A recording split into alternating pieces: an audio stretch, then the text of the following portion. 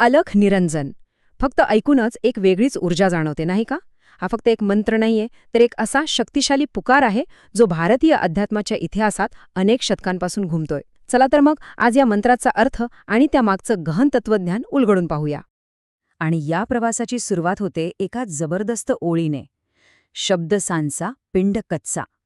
किती खोल विचार आहे हा. याचा सरळ अर्थ आहे की आपलं हे शरीर, हा पिंड, हा कच्चा आहे म्हणजे नश्वर आहे.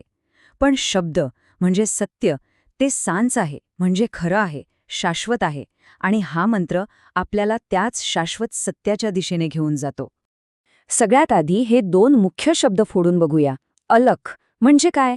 जे अदृश्य आहे, जे या डोळ्यांना दिसू शकत नाही. आणि निरंजन म्हणजे काय? ज्यावर कुठलाही डाग नाही, जे एकदम निष्कलंक, निर्गुण आणि शुद्ध आहे. थोडक्यात सांगायचं तर हे त्या निराकार, शुद्ध आणि अंतिम सत्याला दिलेलं नाव आहे. पण हा मंत्र आला कुठून? याचं मूळ कुठे आहे? हे समजून घेण्यासाठी आपल्याला थोडं इतिहासात डोकावून पाहावं लागेल. थेट नाथगुरूंच्या प्राचीन परंपरेत. तर ही नाथ परंपरा म्हणजे योगी आणि महान आध्यात्मिक गुरूंची एक साखळी आहे. एक वंशपरंपराच म्हणा ना, जे आंतरिक सत्याच्या शोधासाठी ओळखले जातात. आणि अलख निरंजन हे जे तत्वज्ञान आहे ना, ते इथूनच आलंय. सगळ्यात इंटरेस्टिंग गोष्ट म्हणजे या मंत्रातच या परंपरेतल्या काही महत्त्वाच्या लोकांची नावं पण येतात. आणि मंत्रात ज्या दोन मुख्य व्यक्तींचा उल्लेख येतो ते म्हणजे दादा गुरु मच्छिंद्रनाथ आणि त्यांचे महान शिष्य गोरखनाथ. गुरु शिष्याची ही जोडी म्हणजे या परंपरेचा आणि या मंत्राचा खरं तर कणा आहे. हा मंत्र फक्त मोठमोठं तत्वज्ञान सांगत नाही बरं का, तो आपल्याला एका योग्याच्या आयुष्यात घेऊन जातो. त्याचं जे बाहेरचं रूप आहे ना, त्याचा पेहराव, त्याच्या वस्तू, तो जणू काही त्याच्या आतल्या जगाचा, त्याच्या आध्यात्मिक प्रवासाचा एक नकाशाच आहे. मंत्रातूनच आपल्याला त्यांची एक ओळख दिसते.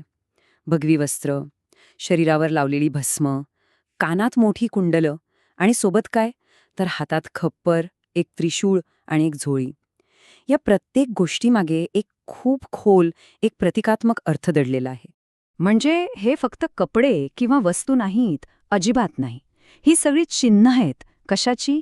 तर या भौतिक जगापासून दूर होण्याची, अलिप्त राहण्याची आणि त्या दिव्य शक्तीशी एक खोल नातं जोडण्याची.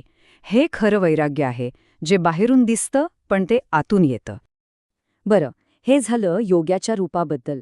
पण आता त्या साधनेबद्दल बोलूया, म्हणजे खुद्द त्या मंत्राबद्दल. ह्या मंत्राची खरी ताकद कशात आहे? तर ती आहे त्याच्या शब्दांमध्ये, त्या शब्दांच्या बदल घडवण्याच्या शक्तीमध्ये. मंत्रात एक ओळ येते, चलो मंत्र ईश्वर वाचा. याचा अर्थ खूप सरळ आणि शक्तिशाली आहे.